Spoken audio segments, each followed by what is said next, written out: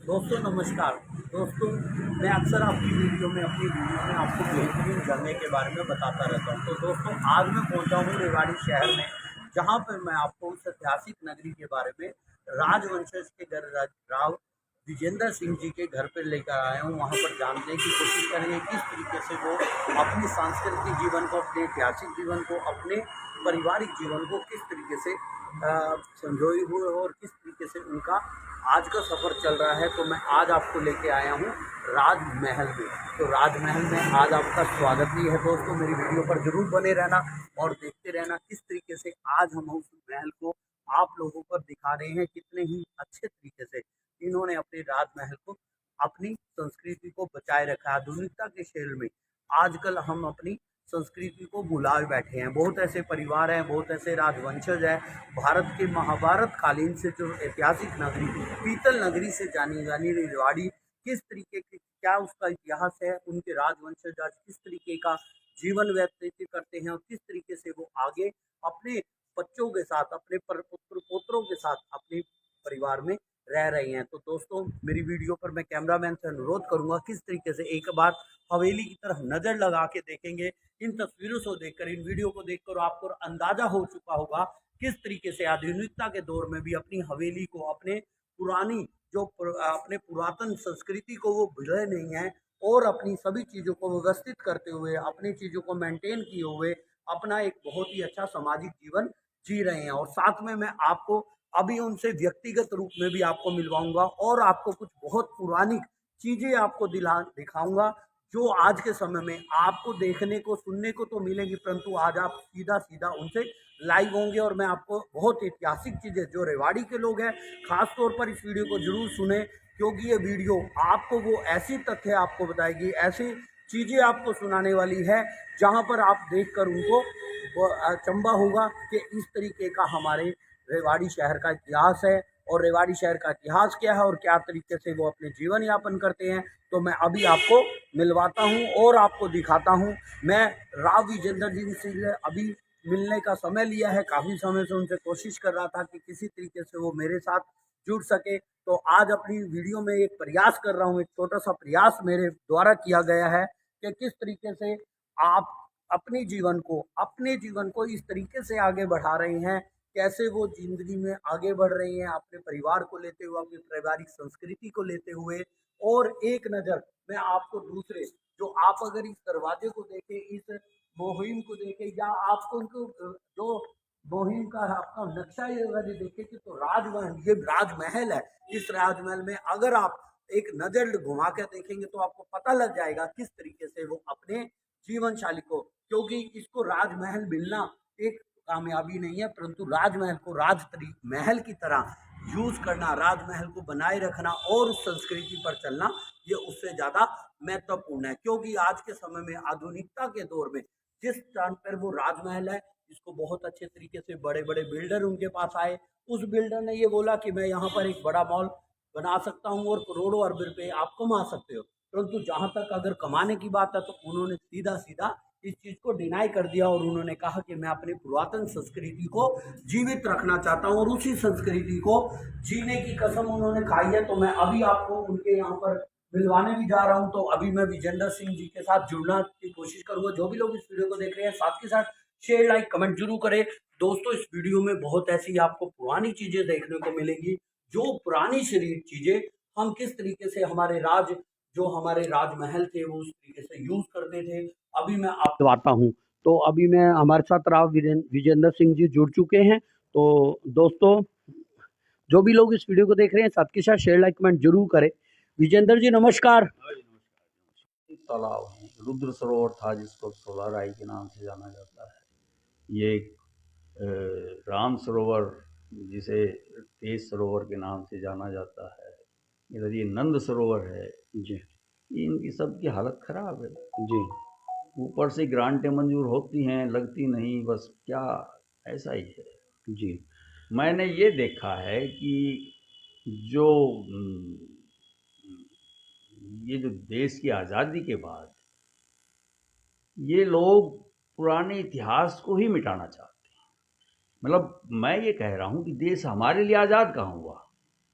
कहते हैं देश आज़ाद हुआ, तो देश आज़ाद हुआ तो जो आज़ादी के लिए अपने सब कुछ न्यौछावर कर गए, अरे उनके चिन्हों को तो कम से कम एक उसके लिए जिंदा रखो ताकि आने वाली पीढ़ी को उससे कुछ शिक्षा मिलती रहे। जी बिल्कुल ये बिल्कुल। मतलब जो अंग्रेज चाह रहे थे वो ही बर्ताव अगर वर्तमान सरकार करती है तो फिर क्या फर्क रह गया। जी वर्तमान सरकार का मतलब मैं देश की आज़ादी के बाद से ही कह रहा हूँ। जी जी क्या जी? बिल्कुल बिल्कुल। तो असल में जो यहाँ के हाकिम आए हैं वो हाकिम लोग वो वही लोग हैं जो पहले अंग्रेजों के टाइम में अंग्रेजों के साथ जुड़े रहे, मतलब सत्ता के साथ चलते हैं। मतलब जब पहले अंग्रेजों के साथ रहे, मेरे पास सबूत हैं सब चीज़ों के।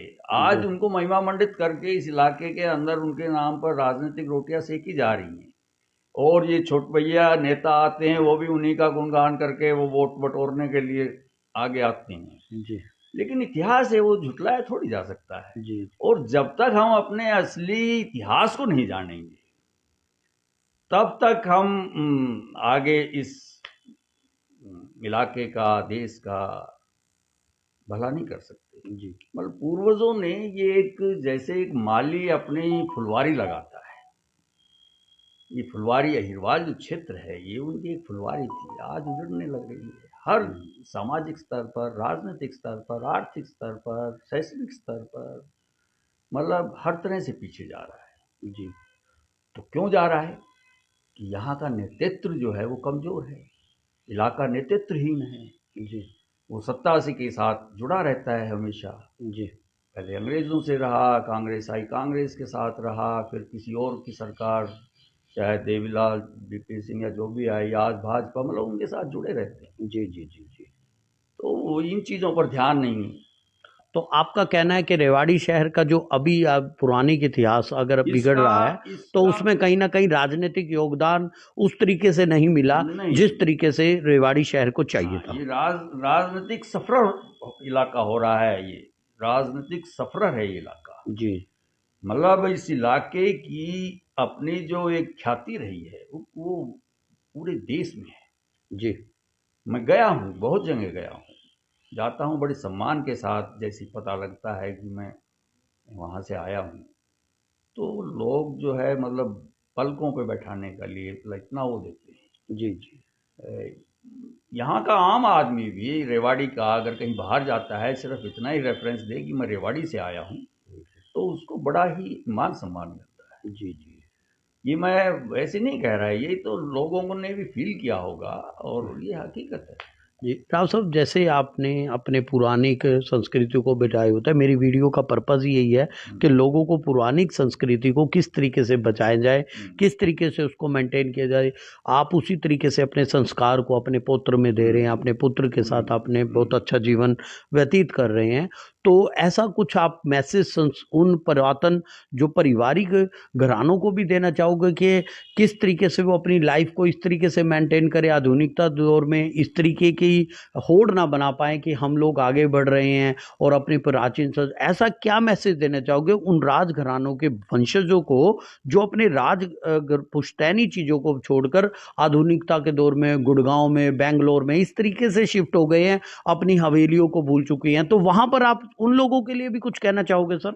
ये मोहित जी अब तो पैसों की अंधी दौड़ चल रही है, सब चीज़ों को पीछे छोड़ दिया गया है, कोई मतलब एक वो नहीं रहा, कोई सामाजिक एक जो माहौल होता था वो अब रहा ही नहीं।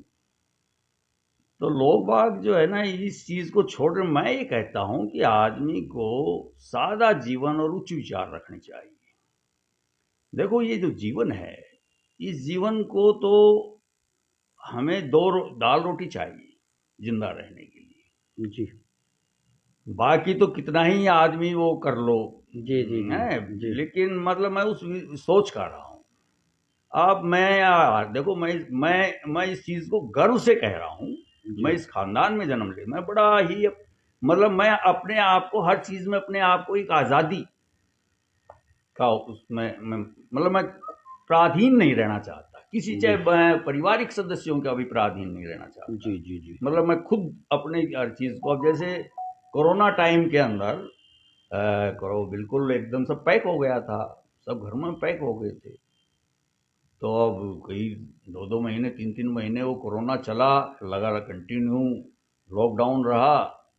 अब जैसे बाल शेविंग वगैरह तो मैं खुद बना ही लेता हूँ, मतलब मैंने उस दौरान बाल बढ़ गए तो वो भी मैंने क्यों, अब दूसरे से वो कोरोना की वजह से कोई किसी को हज्जाम को बुलाया जाए या करवाया जाए, तो वो एक वो था ना थोड़ा जी जी जी डिस्टेंस वाली बात, मतलब मैंने स्वयं, वो दिन है आज का दिन है, मैं अपनी कटिंग खुद कर लेता हूँ। जी जी जी तो मैं कोई अपराधी नहीं रहा, जी जी मतलब मैं अपनी, अब ये आप जो देख रहे हैं कारीगरी, जी ये कारीगरी कोई मैं बाहर जो कारीगरी देखी होगी आपने, हाँ जी हाँ जी जी हैं ये मोल्डिंग वगैरह जो है, ये कोई मैंने कोई स्पेशल कारीगर नहीं बुलाए थे, अपने यहीं के ही कारीगर। उन कारीगरों को मतलब इन चीज़ों का ज्ञान नहीं था, लेकिन मेरे दिमाग में नक्शा, ये इसके लिए कोई आर्किटेक्ट भी नहीं बुलाया है मैंने, ये सब मेरा नक्शा है। जी जी जो आप इस टाइम ये देख रहे हो डोडी के अंदर, कहीं झरोके हैं, कहीं आले हैं, या बेल फूल हैं, या मोल्डिंग का जो भी है, ये पहले थे, लेकिन उनको मैंने इसकी अपनी जो ड्राइंग थी उस ड्राइंग के हिसाब से इनको सेट करके जी ये इसको जिंदा बरकरार करने रखने की, मतलब मैं ये था, जब कारीगर लग रहा है तो मैं उस मचान पर चढ़कर, स्वयं चढ़कर मैं उसको भाई ऐसे करो, उसको मैंने पेपर कटिंग और जो प्लाई कटिंग वगैरह इन चीज़ों को, भाई इसको ऐसे घुमाओ, इसको मतलब ड्राइंग बकायदा मैं खुद। जी और कई दफ़ा जैसे बाहर जाना होता था, कारीगर ने छोड़ दिया उसके पीछे काम, वो लग रहा है, शाम को आया गलत लगा तो मैंने कहा इसको हटाओ, जी मतलब इसके लिए जो है ना, मतलब ये चीज़ नहीं देखी मैंने भाई इसके अंदर जो पैसा लग गया है, मजदूरी लग गई है, वो छाती में पत्थर रख के चलना पड़ता है जब आपने अपने लक्ष्य पे चलना है। जी जी तो मैंने उसको फिर हटवा के फिर दोबारा से, मतलब मिस्त्री सुबह एक तसला ही लेके बैठता था और शाम तक उस तसले को ही, जी जी हाँ, जी जी तो तो इस राव साहब, आपने अपने जीवन को ये कह दे कि सादा जीवन, उच्च विचार हाँ, और पारिवारिक संस्कृति को बनाए रखने, तो आप सर दर्शकों को कुछ पौराणिक, ऐतिहासिक, जिनके आपके जीवन में, हमारे सामाजिक जीवन में या हमारे पुरातत्व विभाग में बहुत बड़ा योगदान है, वो हमारी धरोहर है, सांस्कृतिक धरोहर है, उसको कुछ दिखाएंगे? कोई डॉक्यूमेंट, कोई आपका जो आपके परिवार की, आपकी हवेली में, आपके राजमहल में कोई ऐसा स्थान जिसको आप सबसे प्यारे बचपन से, जहाँ पे आपका बचपन बीता, जहाँ पर आपके पूर्वज ने, वो थोड़ा सा दर्शकों के, कौन सी ऐसी चीज है जो आप दिखाएंगे वीडियो पर सर? क्योंकि लोगों वो देखना चाहते हैं, कुछ ऐसा समाज का वो वर्ग है जो इस चीज की धरोहर को देखना चाहता है, समझना चाहता है कि हम कहाँ से, क्या हमारी साइंटिफिक मैटर थे, हमारे वास्तु के मैटर थे, क्योंकि पुरानी जो चीजें थी उसमें सब चीज को, किसी भी चीज को नजरअंदाज नहीं किया जाता था, सब फैक्टर को ध्यान में दिया था। तो ऐसा कुछ बताएंगे सर, आप अपने दिखाएंगे? ये जो अब मोहित जी हम जहाँ बैठे हैं, हाँ जी ये ये कचहरी होती थी, हाँ उस जी कचहरी का एक पार्ट है, हाँ जी ये उसका एक पार्ट है, मतलब ये पूरी वो कचहरी नहीं है, वो जी कचहरी काफी लंबी चौड़ी थी, हाँ जी ये उसका एक पार्ट समझो, शीश, आज भी इसको कचहरी के ही नाम से रखा हुआ है। तो अब थोड़ा दिखाता हूँ मैं, हाँ खड़ा होके, जी ये देखो, जी जी सर। ये जितनी अलमारियां हैं, ये आप ये देखो, ये कितनी बड़ी कारीगरी, ये जो अलमारियां हैं, मैं कैमरामैन से अनुरोध करूंगा, एक बार इनको एक मिनट, बिल्कुल डिटेल में जो मैं बताएं। कह रहा हूँ, पर ये देखो, जी ये जो अलमारियां हैं, हाँ जी ये अलग अलग अलमारियां हैं, जी ये अलमारियां जब इसको मॉडिफाई किया मैंने डोडी जी को, तो ये अलग अलग रूम में रखी हुई थी, हाँ जी और रखने के बाद इनको जब वो मॉडिफाई होने, तो ये बाहर निकाल दी गई, जी बाहर निकाले गए। अब नए लुक में आजकल तो वो अलमारियां वो बना देते हैं कमरों के अंदर, हाँ जी सीमेंटेड, और वो बोर्ड वगैरह से बनने लग रही हैं, जी तो वो तो वहां बन गई। अब ये बाहर, ये पुरानी कारीगरी की अलमारियां बनी हुई जी थी, जी तो ये बाहर पड़ी थी। जो वो कारीगर था वो मेरे पास स्पेशल, वो असल में बाहर का था, वहाँ जी गोरखपुर साइड का। जी तो उसने मैंने यहाँ बैठा और मैंने इसकी पैमाइश लंबाई ली, जी और फिर इन अलमारियों की सबकी अलमारियों की लंबाई काउंट करके। हाँ जी। और मैंने कहा यार मिस्त्री जी ये कुछ जो है ये 1 फुट छोटी पड़ रही है, अगर इनको ऐसे करके एक बड़ी एक छोटी एक बड़ी एक छोटी करके लगाने का मैं लगवाना चाह रहा हूँ, लेकिन ये 1 फुट छोटी पड़ रही है। वो बोला जी वो राव साहब वो तो मैं कर दूंगा। तो उसने एक साइड 6 इंची का पिलर खड़ा करा, एक साइड 6 इंची का पिलर खड़ा करा, और उसने इनको यहाँ सेट कर दिया। तो कितनी खूबसूरती से सेट जी किया। जी जी, मैं देख पा और रहा हूँ। जो ये अलमारियां हैं, जी इन अलमारियों में पुराना बेशकीमती रिकॉर्ड पिछले 700 साल का रखा हुआ है, जी जिसमें बादशाहों के फरमान हैं। जी एक रजवाड़े से दूसरे रजवाड़े को जो चिट्ठियाँ पत्रियाँ जो आती थी, जी जो कॉरस्पॉन्डेंस चलता था, वो हैं। जी मतलब बहुत बेशकीमती रिकॉर्ड है। जी जी वो अब तो ऐसा हालत में है कि वो छेड़ने के बाद उर्दू और फारसी में है, हाँ जी टूटता है। वो आज से 85-86 के करीब उनको मैंने, जब वो प्लेट वाला फोटो स्टेट की मशीन चली थी, हाँ जी उसको यहीं ले आए थे मशीन वाले को, और वो कम से कम 3 महीने लगा रहा। उसकी कॉपियाँ तैयार करवा ली थी, फोटो कॉपी, ताकि ओरिजिनल रखा रहे, आने जाने वालों को कोई फोटो कॉपी। तो उसके कुछ सैंपल मैं आपको दिखाऊंगा। जी जी जी ये यहाँ ये तो राव तेज सिंह हैं जी। ये नीरपुर ठिकाने से हैं। जी वो मैं बताऊंगा ठिकाने का मतलब क्या है। जी ये एक स्केच की हुई फोटो थी, एक वो इतिहासकार ने करी थी, जी मैंने उसमें कलर भरवा करके करा। जी ये राव गोपाल देव की फोटो है, जी जो राव गोपाल देव, ये भी स्केच है। राव गोपाल देव के खिलाफ अंग्रेजों ने इश्तिहार चस्पा करवाए थे, जी उसको उनको जिंदा या मुर्दा पकड़ने के लिए। जी वो इश्तिहार रखा हुआ है पूना आर्काइव्स में, जो डॉक्टर केसी यादव हुए हैं उन्होंने जैसे बताया, और वही लाए थे। ये स्केच किया हुआ था, मैंने इसके अंदर कलर करके ये करवाए। ये उनके लड़के की ये ओरिजिनल फोटो है। जी ये मैंने इसको फ्रेम राजा करवा राव दिया। लाल सिंह जी हाँ, की। ये इनके जी लड़के हैं। हाँ जी ये एक वंशावली मैंने कट ऑफ रखी है। वैसे तो ये कृष्ण वंशी राजघराना है, हाँ मेरे जी पास श्री कृष्ण से लेकर के अब तक की पूरी वंशावली है। जी लेकिन ये कट ऑफ 1500 ईस्वी से जी ये मैंने इस वंशावली को एक फ्रेम करवाया बना करके। जी ये उनके लड़के हैं, राव लाल सिंह जी के, राव रघुवीर सिंह जी। जी ये इनके लड़के हैं, राव रघुवीर सिंह जी। जी ये इनके लड़के हैं, मेरे फादर राव भूपेंद्र सिंह जी। ये जी। मेरे दादा हैं, ये हाँ जी। मेरे फादर हैं। और ये वो है ट्रिब्यून पेपर, जी नवल किशोर उसके बड़े सीनियर यहाँ के प्रेस रिपोर्टर थे, जी जो मैंने संघर्ष किया इस राव गोपाल देव की प्रतिमा के लिए। जी तो उन्होंने बड़ा रिगार्डफुल लेख लगाया था।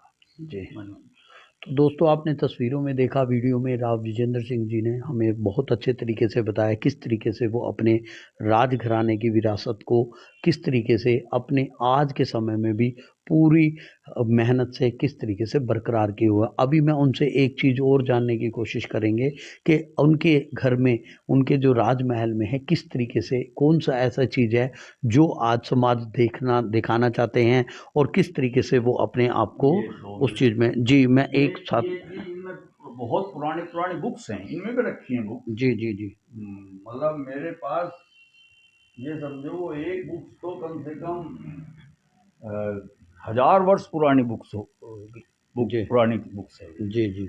और आज भी आपने उसको बहुत हाँ, ही लेकिन वो मेहनत तन से उसकी बचाए भाषाएं रखा समझ में नहीं आती वो जी तो। जी जी। तो और क्या सर आप थोड़ा सा और दिखाना चाह रहे थे ये कुछ? मैं दिखाना चाह रहा था, जो जैसे ये रिकॉर्ड रखा हुआ है, उनकी कुछ वो रखे हुए हैं मैंने फोटो कॉपी जी दिखाने के लिए। ये जैसे ये बादशाह का दिया हुआ जैसे फरमान है, जी ये बादशाह का दिया हुआ फरमान है ये, जी है जी। ये अब ये देखो फोटो कॉपी का भी क्या हाल हो गई है। ये 85-86 में करवाई थी, ये देखो ये भी टूटने हाँ लग रहा है। ये वो फरमान है जब राव बाल किशन जी जो शहीद हो गए थे, मैंने कल शायद बताया, हाँ जी वहाँ करनाल के अंदर जी नादिर शाह के खिलाफ हाँ जी लड़ते हुए। तो बादशाह ने उनके जो भाई थे राव गुजरमल, उनको फरमान दिया था, जो रेवाड़ी रजवाड़ा जो पहले था वो था ही, इसमें 52 परगने नारनौल और 52 परगने हिसार ये दिए थे। और मतलब वो फरमान देते हैं तो सभी चीज़ें, वो जो पदवियां हैं उनको दोबारा से वो करते हैं। अमीरुल उमरा, शाही पोशाक,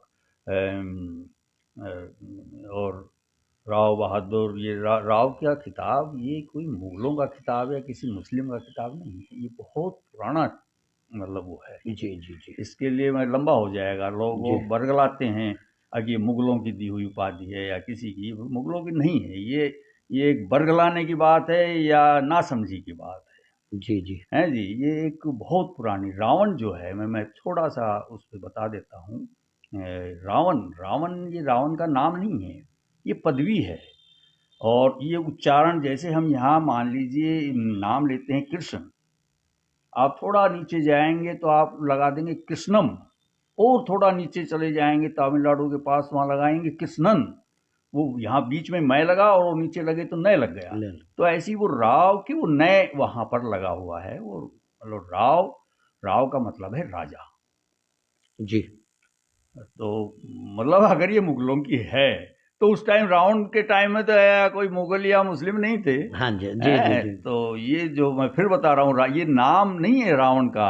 रावण का नाम तो कुछ और है, जी ये पदवी है। जी तो ये फरमान है, ये बादशाह बदलते रहे या राजा बदलते रहे तो ये रिन्यू होते रहे, ये सब फरमान, ये सब रखे हुए हैं मेरे पास। जी क्या जी, बहुत हैं और ये को सारी सब। लिखनावली को ये सब किस तरीके से, किस भाषा में है, किस उसमें हाँ है, किस शैली में लिखा हुआ है, तो सबको संजोए हुए हो। हाँ, ये भी एक आपका एक बड़प्पन बहुत कहलाता है, ये आपका सब। एक राजनीतिक। हाँ, और इसमें किस तरीके से ये धनोहर को आप दिल्ली बचाए रखे सेटलमेंट हो। की पूरी रिपोर्ट है जी 1808 की। जी जी इसमें ये सब दिखा, ये जो हिस्ट्री बिगाड़ी गई है उनमें सब सारा रिकॉर्ड जी जी जी जी है जी।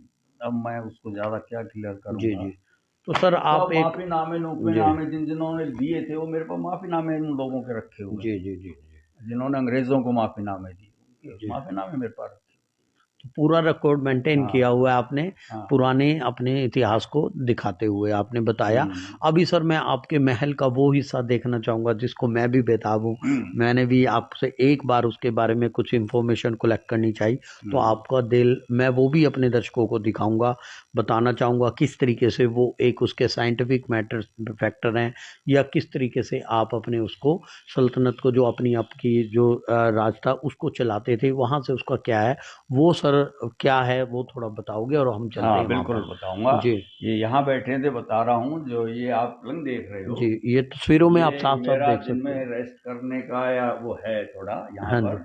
जी तो ये मेरे दादाजी की शादी का पलंग है। जी ये जी बैत का बना हुआ था, इस टाइम तो इसके ऊपर जो है प्लाईवुड लगा है, प्लाई लगी हुई है। हाँ जी ये उस टाइम का, यानी कि आप ये समझो 125 साल पुराना, 125 साल पुराना। 125 साल पुराना बेड उनका ये पलंग है। जी जी और आज के तो मैं, समय में इस तरीके से जो कोई भी कलाकार ही हाँ नहीं रहे हैं, और हाँ, कलाकार मतलब भी रहे ये हैं उस बनाने टाइम का वाले, है। तो उसको मेंटेन मतलब वो करने चलो वाले। कलाकारी उस टाइम इसमें कुछ ज्यादा है या ना है, वो एक सेकेंडरी चीज है। जी मैं कह रहा हूँ इतना पुराना पलंग। जी जी बिल्कुल बिल्कुल बिल्कुल। जी जी और इस तरीके से मेंटेन हाँ किया हुआ, ये भी बड़ी बात है। हाँ। तो दोस्तों इस वीडियो पर जरूर बने रहिए। अभी मैं आपको घर राजमहल का वो हिस्सा दिखाऊंगा, अभी मैं वहां पर आपको लिए चलता हूँ।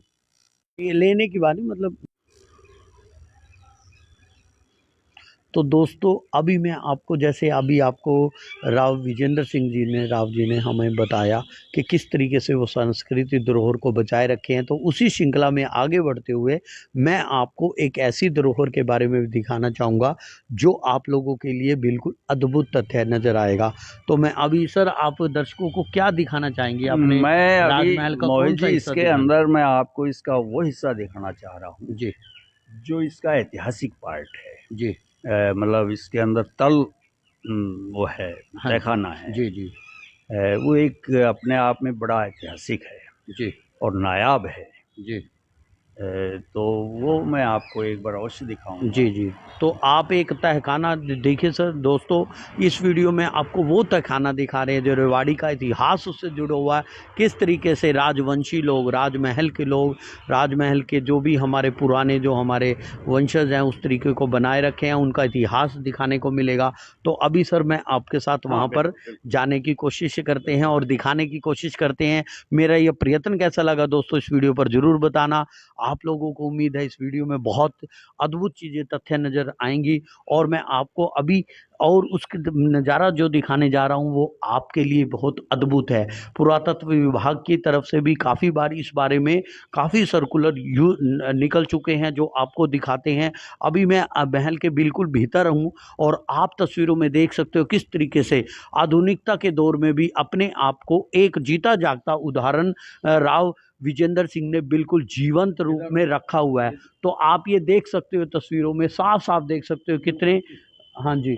तो आपको नजर आएगा किस तरीके से आपको ये समझ आएगा कि किस तरीके से आपको यहाँ पर नज़ारा मिल रहा है, जिस तरीके से आपको ये समझ आ रही है कि किस तरीके से राव विजेंद्र सिंह जी ने अपने आप को संजोए हुए है अपने पुरातन संस्कृति में। अभी मैं आपको तहखाने की तरफ लिए चला हूँ जहाँ पर आपको ये मजबूत प्रभावशाली जो आपको दरवाज़ा दिख रहा है, ये उस तहखाने का दरवाज़ा है जो आपको रेवाड़ी की संस्कृति को दिखाएगा, किस तरीके से राजवंशज लोग यहाँ पर आकर अपनी दिनचर्या, यहाँ पर मैं आपको ये ज़रूर कहूँगा वीडियो पर ज़रूर बने रहना और साथ में आप तस्वीरों में साफ साफ देख सकते हो।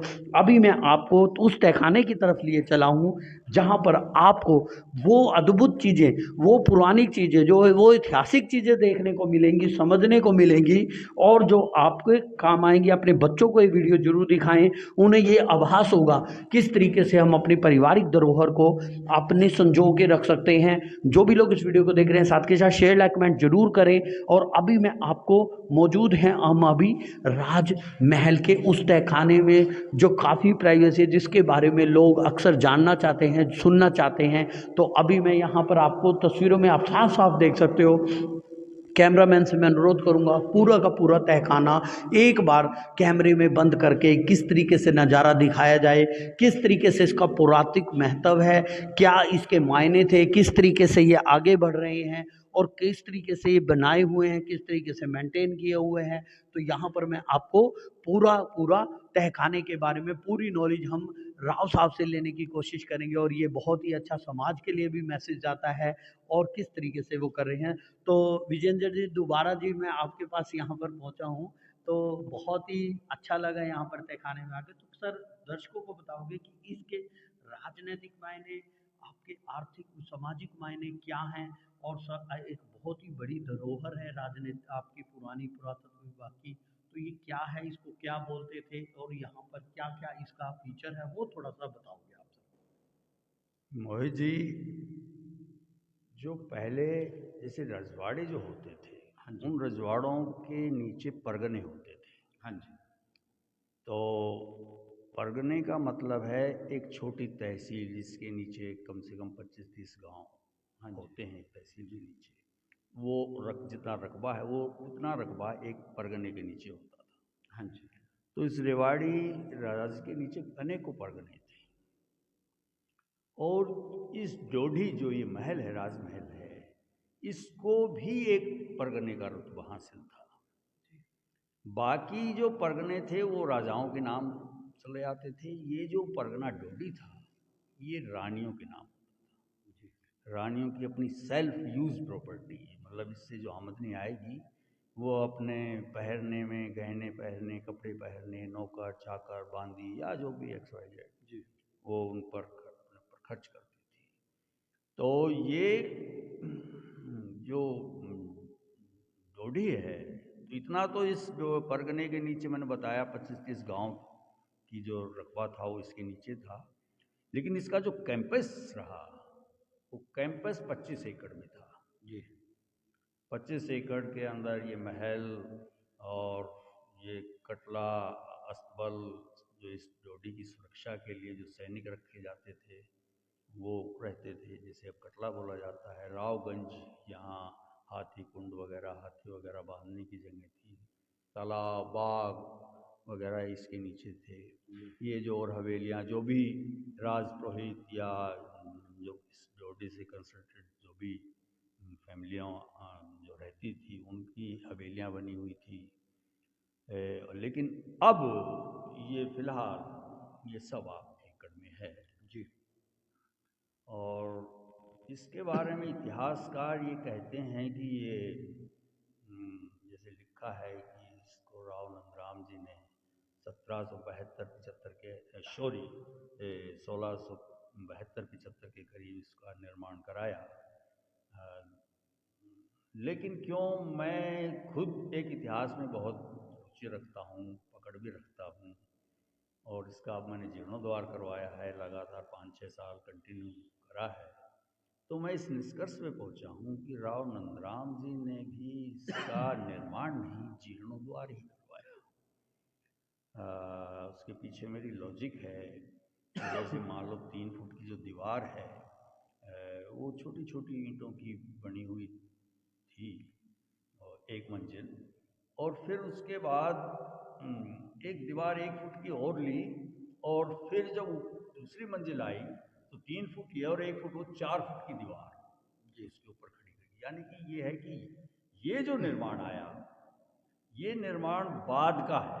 जी जी वो जो 3 फुट चौड़ी जो छोटी ईंटों का जो निर्माण है वो पहले का है जी है जी।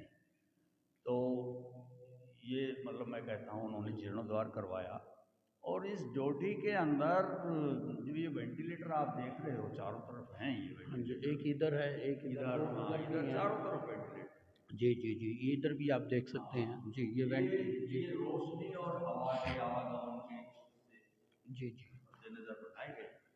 यानी कि सूरज उगा पूरब दिशा से तो उसकी किरण अगर धरती पे आ रही है तो किरण यहाँ भी एंटर करती थी। ये इस एंगल से बने हुए जी। दोपहर हुआ तो बीच वाले वेंटिलेटर रोशनी दे रही, शाम हुई तो पश्चिम वाले वेंटिलेटर, मतलब सूरज उगने से छिपने तक यहाँ रोशनी बरकरार देती थी जी।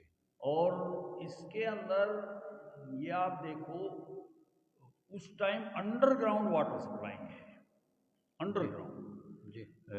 यानी कि कुम्हारों के थेपे हुए पाइप 1-2 फुट के, 1-2 फुट, जैसे ये चीनी के पाइप आते थे शिवरेज के पाइप में पाइप डाल के, ऐसे वो दीवारों के बीच में कहीं रसोई में पहुंच रहा है, कहीं हवा में पहुंच रहा है, जहाँ जहाँ जरूरत थी वहाँ वो पहुंचाए हुए हैं। और तांबे के पतरे के 2 इंची के करीब पतरे को गोल करके पता नहीं किस लिक्विड से उनका ज्वाइंट मतलब वो थे। और यानी कि ऊपर एक चौथी मंजिल पर एक टंकी बनी हुई है 10 बाई 10 फीट की, उसको नौकर चाकर बैलों से या जैसे उसको खींच करके भर दिया करते और भरने के बाद पूरी डोडी में पानी सप्लाई होता था। और ये जो नीचे देख रहे हो ये कुंड है जी, कुंड बना हुआ है, ये पहले जी था जी जिसको मैंने इसका नया दे दिया जी लुक का नया नहीं है, मतलब इसकी वो डिजाइनिंग तो वही है हाँ जी। लेकिन जैसे नोजल आज के टाइम की है तो इसके अंदर वही पाइप तांबे के पाइप आकर के और आए हुए थे चारों तरफ। और ऐसे ही 1-1 फीट के ऊपर जैसे लेडीज की जो मेहंदी लगाने की जो कुप्पी होती है हाँ जी वो ऐसे उनके ऊपर पाइपों पर 1-1 फीट पर बनी हुई थी और इन पर रंग बिरंगी कुप्पी बनती थी। और जैसे अब दिन का तो मैंने बताया वो रोशनी आती थी, अब रात को भी रोशनी का क्या सिस्टम था। जो ये दीवार देख रहे हो हाँ जी जी ये दीवार की जो ऊपरली मंजिल है हाँ जी अब सपोज करो वो ये दीवार सपोज करो जी और ये जैसे दरवाजे ये बंद है आधे, हाँ जी और आधे बंद हैं और उसके अंदर एक ब्लान के सैकड़ों आड़े बने हुए थे। वो आले मतलब हैं वो चिरागदान जी, उनमें दीवे जलते थे और उनकी रोशनी ऊपर होती थी और उनकी रोशनी इस वेंटिलेटर के थ्रू यहाँ शीशा लग रहा था, उसके थ्रू यहाँ पानी में पड़ती थी जी, इस कुंड के अंदर। अच्छा हाँ, तो फिर यहाँ नीचे रोशनी हो जाती थी जी जी। और ये जो फुहारे रंग बिरंगी पोटलियाँ चलते तो फुहारे चलते थे तो वो रंग बिरंगी छटा जो है जी जी जी। और ये इधर आप एक चीज़ देखिए, ये एक सुरंग का रास्ता है, ये सामने जो है हाँ, ये यहाँ से घोड़ों के किले में हाँ जी, वो डैमेज हो चुकी कई जगह, हाँ जी। तो वो बंद की हुई है जी। ये जो तस्वीर में आप साफ साफ हम देख रहे हैं, ये एक सुरंग का ये रास्ता तो है जो अब बंद हाँ है, ये इसका जी डिजाइन तो दूसरा हो, वैसे जी था जी ये जी पूरा। ऊपर तक ये आप देख छोटा सकते हो, ये गेट बंद बना किया करके, गया है और ये पूरा मतलब हर एरिया को कवर करता ये है। गोकल के किले में जाती थी, हाँ जी। और एक जो है ये नंद सरोवर, जो हमारे पूर्वजों को मैंने बताया था, जो यादगार छतरियाँ हैं, वो वहाँ जाती थी जी। कुछ और ऐतिहासिक चीजें भी मैं यहाँ देख पा रहा हूँ, उनके बारे में कुछ बताएंगे? हाँ, तो अभी थोड़ा मैंने इसके अंदर वो चीज़ें वो डिस्प्ले नहीं कर पाया हूँ। हाँ जी। मैं भी कुछ यहाँ रखी हुई हैं, वो मैं दिखा दूंगा मैं जी आपको। जी जी। ये ये फोल्डिंग पिलर है। हाँ जी। मतलब मैं ये कह सकता हूँ कि ये फोल्डिंग पलंग 1857 से पहले का है। मैं कैमरामैन से यहाँ अनुरोध करूंगा इस फोल्डिंग प्लंग को जरा ध्यान से दिखाएं बच्चों के समझने के लिए, कि ये जाने कि ये चीज क्या ये है। मैं इसको खोल के दिखाता हूँ। जी जी जी। यहाँ पर पता नहीं जाम नहीं हो रहा होगा, हाँ जी हाँ जी तो जी मैं जी इसको जी।